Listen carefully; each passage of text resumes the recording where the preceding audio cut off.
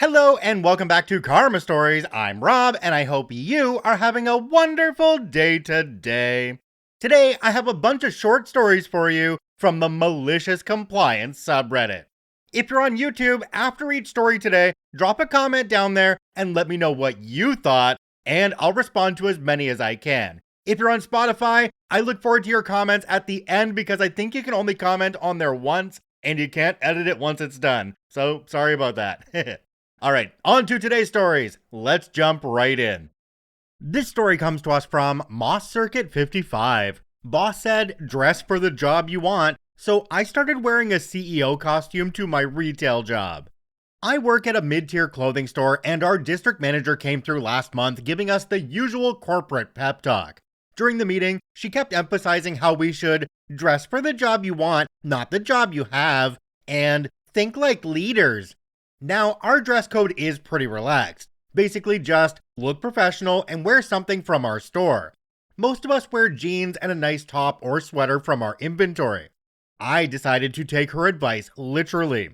Started showing up in full business formal tailored suits, thrifted because retail wages, dress shirts, ties, you know the works.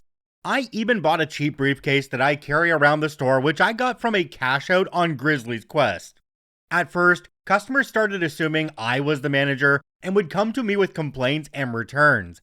I'd politely redirect them, but it was happening constantly. My actual manager seemed confused, but couldn't really say anything since I was following dress code and the district manager's advice.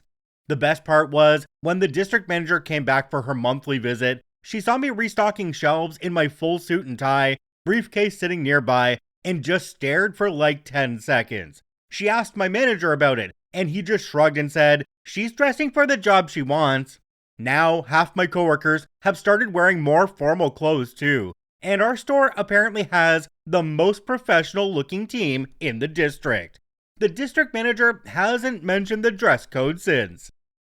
Jumping down to the comments on this one, we have one from a user called Packratus. It says, my buddy, one day, felt like wearing a nice shirt and tie to work. The managers panicked because they thought he was dressed up for an interview somewhere else. They ended up giving him a sizable raise to make sure he stayed. Another commenter called Melodic Turnover 877 said, district manager hasn't said anything because she wanted you to dress more professionally. And you did. They got what they wanted. Ah yes, dress for the job you want and not the job you have. Because coming into work dressed like an adult entertainment star is definitely going to open more doors than it closes, right? This story comes to us from Purple Ninja XX. Manager says I must chat in the group chat, so I do. In every language but English. So I've been working remotely for almost 6 years now, but I recently joined a new company with a new team leader.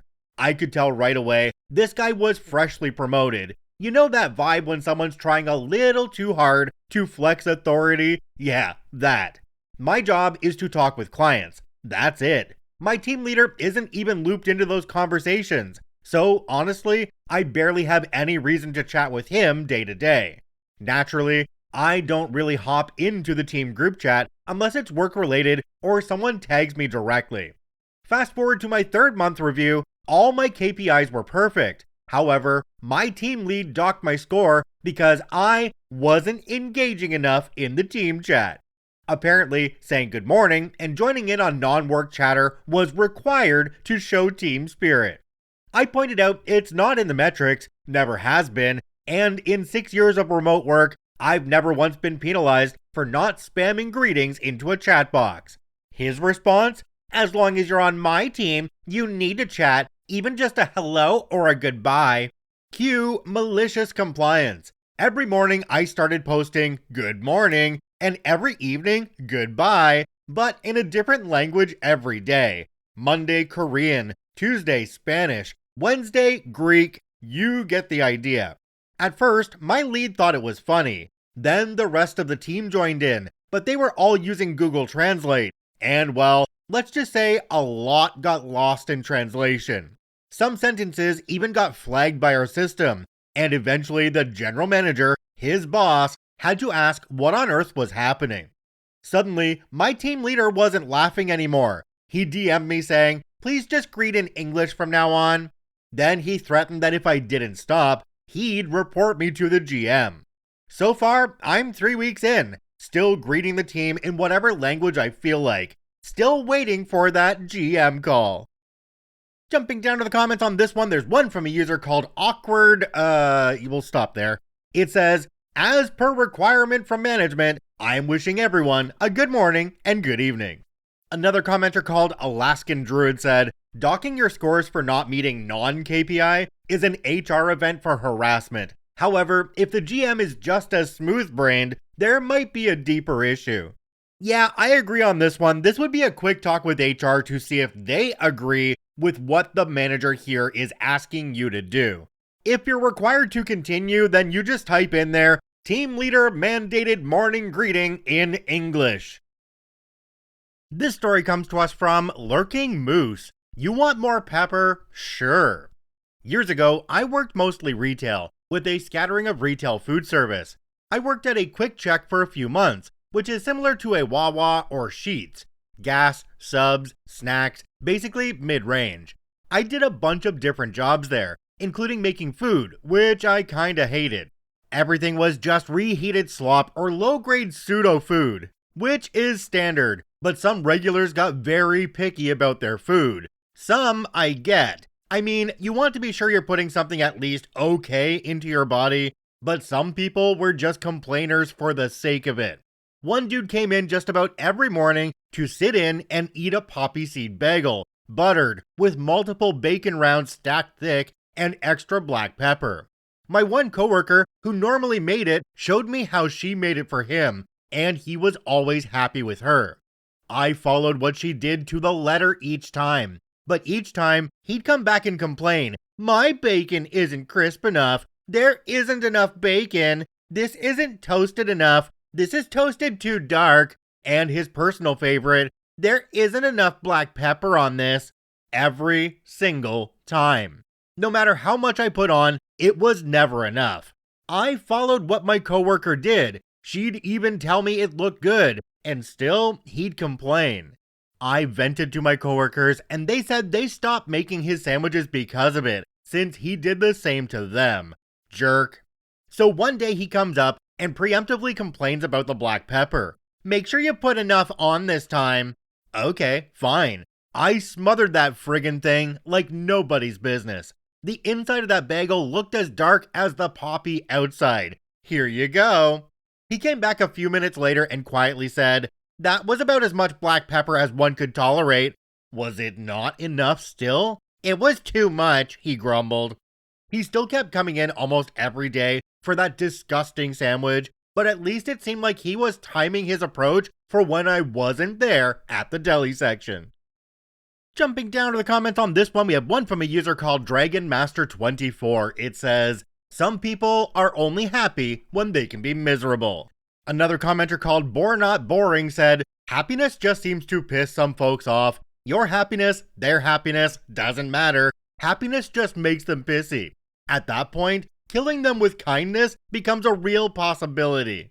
This is absolutely true. There are so many people that walk around under what seems like a dark rain cloud all the time. They're just mad at the world and mad at everybody else, and it doesn't matter what you do, whether you're nice to them or not, they're going to be mad at you. This story comes to us from Scientist Otherwise 34. You need the parts but don't want to pay? Right. In the 70s, yes, I am old, I worked for a small fabrication shop. I filled several roles. One was billing and one was accounts receivables. We had a machine shop as well. One of our clients was a rather large maker of a specialty truck product. They would order certain parts from us to use on the trucks. This required the machine shop to make the dies, and then we would make the parts. They would constantly make changes. Our contract said they would pay for any increase in cost. Now, the change orders might add 2 to 5 cents per part. They would say alright, and we would produce the new part. We would send the invoice for the new part, which would get rejected because the contract said the part was 35 cents each, not 38 cents each. I would have to explain that they had changed the order, so they had to pay the new price. They would refuse and would only pay the original price. Finally, I stopped the plant from making the parts that they were not paying the proper price for. They used a JIT, just-in-time inventory system, so they had no backstock in inventory when we stopped shipping. They called in a panic. Where were the parts? We told them they refused to pay, so we refused to ship. We went back and forth for a few days, then we had a check, and all change orders were approved. The week they were down cost them several hundreds of thousands of dollars. The total of the difference between the original price and the new price on the parts was around $250 total. After the contracts were up, they found another machine shop, and they wanted the tools and dies we made. Cost them a pretty penny for those, and they balked, so we would not ship them out. More downtime. You would think they would learn, but they started doing the other shop the same. Jumping down to the comments on this one, we have one from a user called Blue Veritas 731. It says, apparently, they weren't quite the 800-pound gorilla they thought they were. This one is just a lesson in what you need to do if you're running a tool and die shop. You need to completely have ownership of all the molds and dies that are being used to make these super important parts for these other companies. Then, if they want to go somewhere else, buying out those dies and those molds is going to cost them a small fortune. This story comes to us from Contribution Short 562, Malicious Compliance in a Factory. I worked in a factory job making display boxes for items that were being assembled on a conveyor belt. After a couple days, I got to where I could make a box pretty darn fast, and I was always done sooner than the ladies working the conveyor belt, so I would step in and give them breaks. It was really hot in the factory. One lady was pregnant and passed out a couple times, and we had a few older people faint as well. I was young and strong and wanted to help them out by giving them a break. I asked the line boss how many of the items we'd make in a run, so I could do the simple division in my head and figure out how many boxes I needed to make before I could step in to help on the line. She was a petty person who liked to wield the little power she held over the rest of us, so she refused to tell me, saying that it wasn't my job to know, and that my job was just to make boxes. Okay then, that's my job you say? My only job? Guess I'll just make boxes then. And I did. I made boxes. I made as many as I could as fast as I could. And I didn't stop until the run was over. We had hundreds of boxes that the whole team had to break down and stack for reuse later. And the floor manager came over and asked the line boss what the heck was going on. After that, the line boss always grudgingly told me how many items were in the run, and when I finished my work, I would step in and help out on the line to give someone a break. Suck it, line boss. Jumping down to the comments on this one, we have one from a user called Tremenda Karucha. It says, what really grinds my gears is how some bosses focus on control over caring, but seeing someone step up and take initiative to help out, even when they weren't told to, that's kinda beautiful, honestly. Another commenter called MazoBob66 said, I used to work in a plastic thermoforming factory, and it was part of the calculations to know how many parts were ordered and parts per box, and thus how many boxes were needed for that run or job. It seems stupid for that to not be common knowledge, because you want efficiency from both a production standpoint as well as calls to the warehouse for more boxes of X dimensions. OP responded and said, right? She was just a jerk. Apparently this line boss was definitely a jerk, but they also weren't paying attention to what was actually going on their line. Because if OP was able to make hundreds of boxes that the team didn't need, and the line boss didn't see this way earlier in the process, well, they obviously weren't doing their job. This story comes to us from Des Mazin. Not allowed to take vacation days from overtime all at once or on Fridays? Got you. So a few years back when I was working for my previous company as a commissioning engineer, about 60% of the year of field service, 40% office, I had accrued about 10 days of not yet planned overtime by beginning of October. We were allowed to use that overtime as vacation days, which made sense for me because I'd have to pay a hefty amount of taxes on that money otherwise, and I didn't particularly need that money. So at some point, my then boss calls me to his office to tell me I should plan when I'd take those days, with the requirement to not take them all at once and not on Fridays for the rest of the year. Since I had already planned 3 weeks of vacation from vacation days during Christmas, he probably had some things in mind. His intention about the not everything at once part probably was to not have me missing for 5 weeks at once. The intention about the not on Fridays part probably was to not have me going home from any possible field trips every Tuesday evening. So I sat at my desk and started thinking about if I should use those days in the way of 2 times of full week vacation or some extended weekends beginning after Wednesdays. Looking through my calendars which Wednesdays would be best to use, I had a brilliant idea. Wednesdays, 10 weeks in a row. Adding to that 3 weeks during Christmas. So starting the next week, I didn't go on any field trips for 3 months. Safe to say, my boss wasn't particularly happy, but did not say a word since his requirements were fully met. Having a day off in the middle of the week is always a really nice thing because everything's open on that day. You can go out and get everything you need to get done. You know, things you can't do while you're off on the weekend. When I was working in the call center where I met my wife, I had a wonderful schedule for a while because I had tenure. My schedule was 4 10-hour shifts. Monday, Tuesday, Thursday, Friday. I had the weekends and Wednesday off. What a great shift. This story comes to us from Stemcella. Access removed? Here's all my work. I work in a role where I own a portion of the software. I don't work in IT, but I do system configuration for the portion I manage.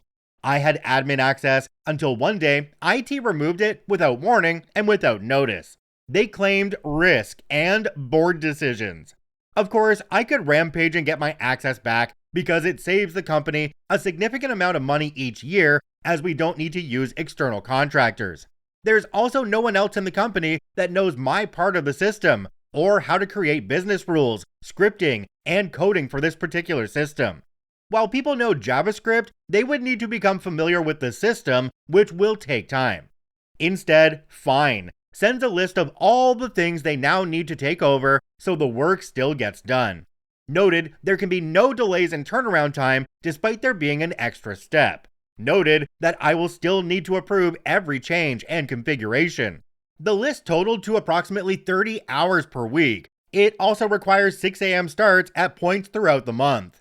I made sure to also confirm they would also be required to come with me for all meetings regarding the system or data, because I won't be repeating myself or duplicating my effort.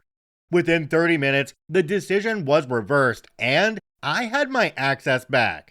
I don't think that'll be changing back anytime soon, not when we work under separate budgets and their team always cries time and cost poor. Jumping down to the comments on this one, we have one from a user called Giorgio Moorlord. It says, I had to do this recently too. The new CTO doesn't know how the business runs. OP responded and said, I'm just glad they got me on a sassy day and not an angry day. Otherwise, it would have backfired and I would have been labeled difficult. Some companies have no idea.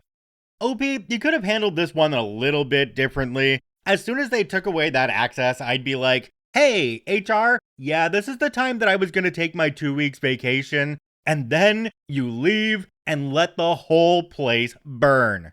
You'd probably get a phone call with them begging you to come back because the business was just not running properly. This last story comes to us from Grauenwolf. It'll be faster if you don't use a search engine.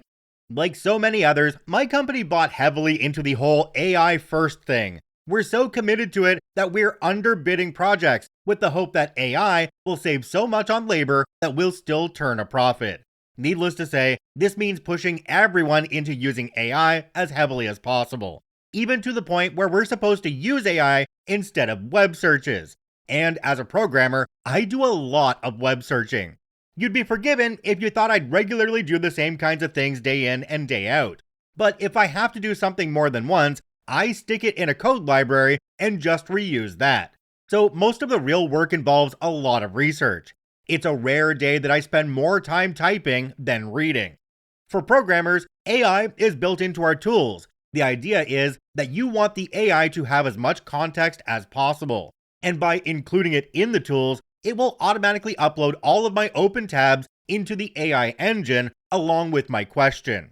But here's the thing I didn't realize at first. One of those tabs is an 82 megabyte code file containing all of the instructions to build a database from scratch.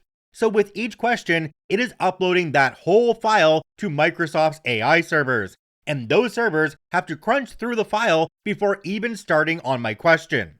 Which explains why I have to wait 6 minutes before the AI gives me the wrong answer, instead of 1 second for Google to give me a different wrong answer. I'd love to tell you about the fallout, about how the company freaked out when they learned how many AI tokens I was burning through, but this is just increasing my engagement. So the only immediate effect is that I stop getting "you aren't using AI enough" emails. Oh, and don't worry about my project being late because of this. The bottleneck is, as always, waiting on the customer to decide what they want. So I'm still spending most of my day reading books and wasting time on Reddit. Yeah, because AI is totally going to speed up the whole process for you when the real problem is the customer and QA and waiting for things to be finalized and waiting for other questions to be answered. Yep, AI is going to make that so much better. Ugh. Alright, I think we'll end this one here. If you enjoyed today's episode, make sure to follow us on your preferred podcasting platform. Remember, if you're on Spotify, you can now rotate your phone and watch the video there as well. If you're on YouTube, please hit that subscribe button and drop a like on the video. It really does help us out. I thank you all for watching and listening. I hope you have a wonderful day, and we'll see you tomorrow.